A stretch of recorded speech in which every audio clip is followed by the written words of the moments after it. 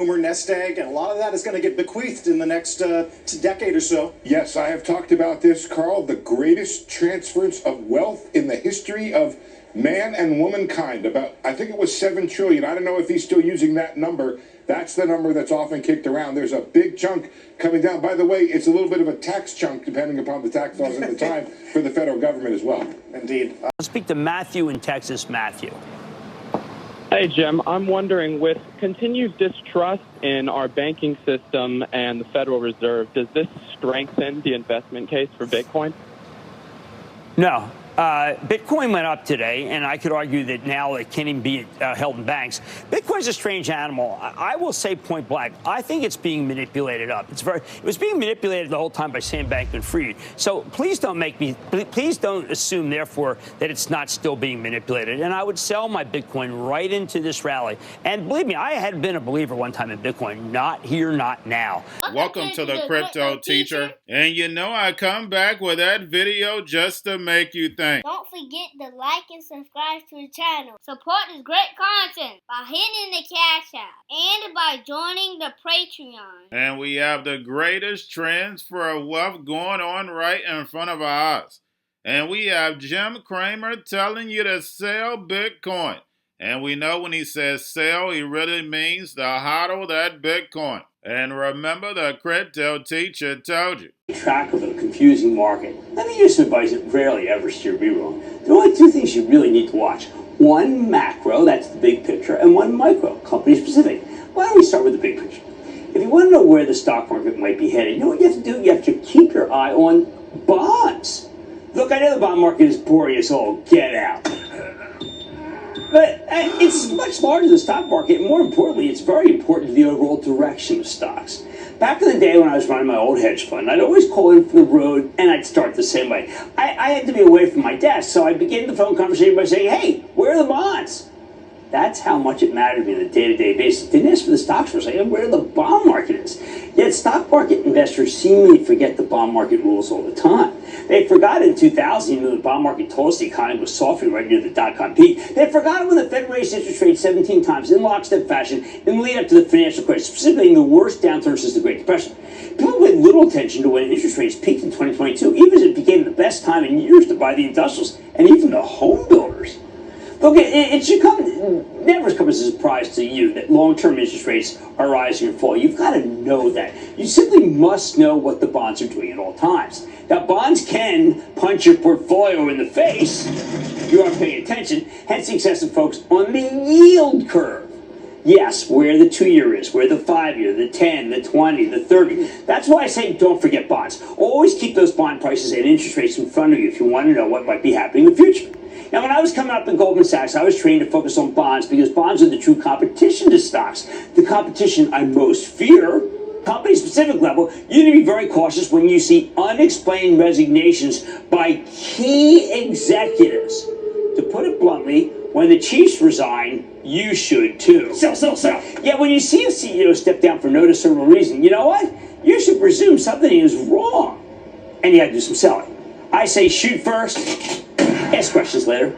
I've sold stocks simply because the CEO or the CFO resigned. And if I turn out to have jumped the gun, well, there's really nothing wrong. I'd simply buy back the stock. But in my whole investing career, do you know how many times I actually can recall that a CEO left for undisclosed personal reasons and the stock was still worth buying right then? Off the top of my head, I have one. Visa. I have racked my brains to come up with other examples. I just can't think of them because they're that uncommon. Why? Simple. CEOs don't quit for personal reasons. Not if they want to keep their bonuses. CFOs don't quit for personal reasons either.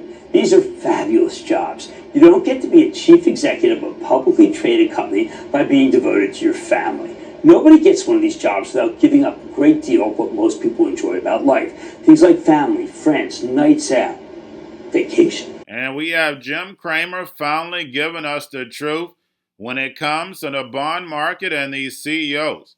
He said that the bond market runs stocks. And guys, you know, I talk about yields on a daily basis for a reason, because it's one of the indicators that tell you where stocks are going. Of course, there are other indicators, but bond yields are very important.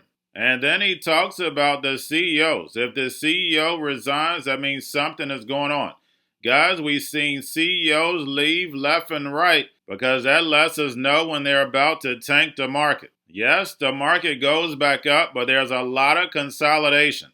This time, guys, when the market crashes, you're only going to have a few cryptos and stocks move back up. And we know the Magnificent Seven is set for the fourth industrial revolution when it comes to stocks and the United States. But guys, there's a lot of cheap stocks overseas. Don't forget, China and India are about to rise. And remember, the crypto teacher told you. Congress now heading home for the weekend.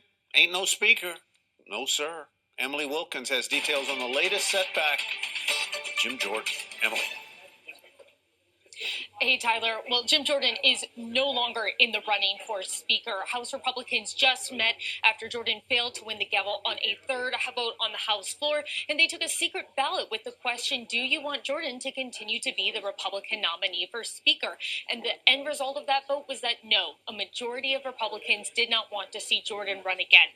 And so now Republicans are breaking up, they're going home for the weekend, and they're going to be coming back on Monday night for a candidate forum in which we'll see probably a group of new members try and put their names forward to see if they could potentially get the 217 votes needed to become Speaker. We already heard from Congressman Kevin Hern of Oklahoma. He says that he is interested in running. We certainly heard a number of other names thrown around. Congressman Mike Johnson has been mentioned. Congressman Tom Cole has been mentioned. Patrick McHenry has been mentioned. And we'll get some clarity throughout the weekend on Monday on who is actually running.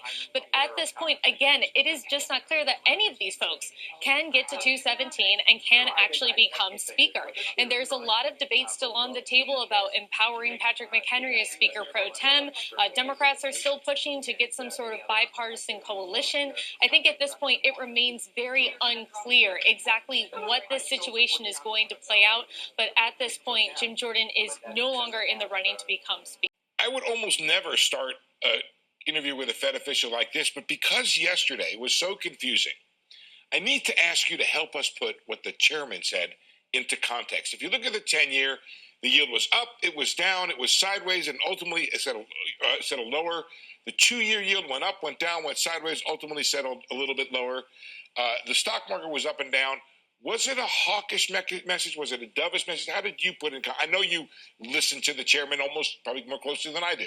I listen to him every day, and it is actually very important. Look, these are complicated times, because there are lots of things going in all directions. We have inflation's come down a lot, and I think the momentum is going to continue to be that way. But you see the resilience in the broader economy, which makes it difficult, and that it's a complicated thing. And so in talking about the economy, it's always a challenge because they all tell me the slowdown is coming. They see it. They are seeing their customers start to act in different ways, and they expect that where we are today is a lot stronger than we will be 6 months from now. I've really taken that on board and thinking about what restrictiveness looks like and how it's likely to play out over the next 6 months. And they say a bunch of our policy tightness still hasn't gone through the whole economy. And so I think the trajectory of the economy is likely to go in a way that is very consistent with what my outlook is, which is we are not going to see a recession. That's not in my outlook. We're going to see a slowdown, and inflation will get down to its 2%. Now we have Jim Jordan out as Speaker. And guys, the movie just keeps continuing.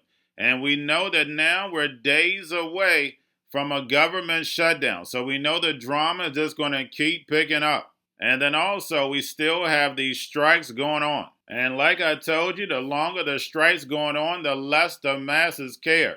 Not knowing it's going to affect them also. And don't forget, we're running into a holiday season. Believe me, guys, this is going to affect everyone. And who do we have to blame? That's right, the Fed. We had Jerome Powell said, the economy is doing wonderful. But guys, we know otherwise. We can go to restaurants, they're empty. We go into the grocery store at the beginning of the month. You know people are getting assistance, but there's still groceries on the shelves when they're normally almost empty. So that just lets you know things are expensive. Inflation is hitting everyone. And then on top of it, we have the drums are beating and they want more money for that. But guys, don't fall for it. Educate your friends and family on the truth.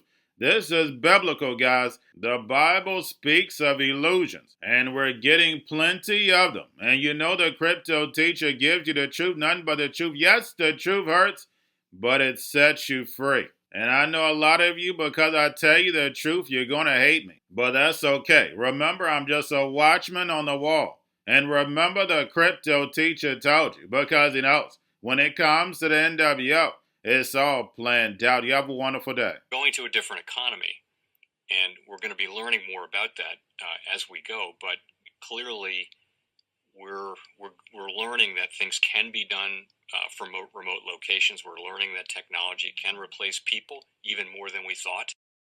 We're not going back to the same economy. We're recovering, but to a different economy, and it'll be one that is more leverage to technology, and I worry that that is going to make it even more difficult than it was for many workers.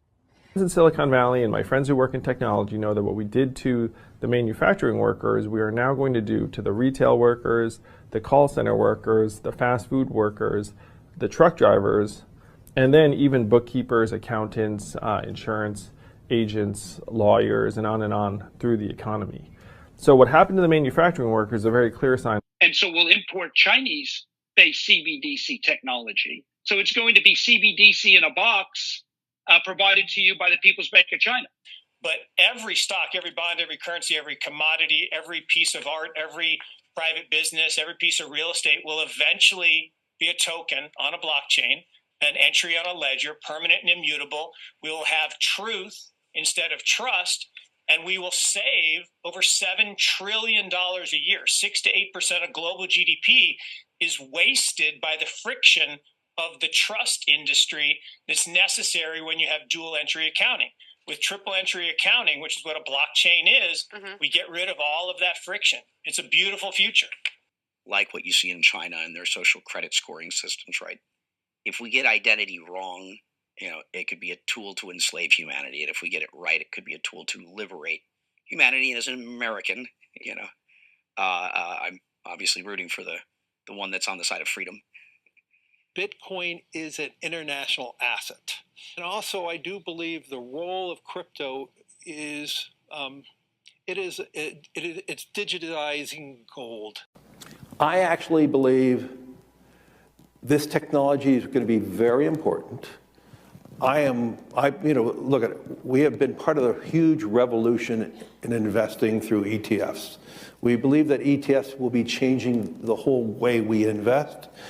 Many people still use it as a means, people are investing it for indexing. No, the majority of people who are putting money in in ETFs are active investors that are buying exposure. The entire bond market is being transformed as we talk right now. I believe the next generation for markets, the next generation for securities will be tokenization of securities. And if we could have that distributed ledger that we know every beneficial owner, every beneficial seller, we all have our code of who's buying, who's selling, instantaneous settlement. And think about it, it changes the whole ecosystem. Crypto Teacher and the New World Order book, plus the 3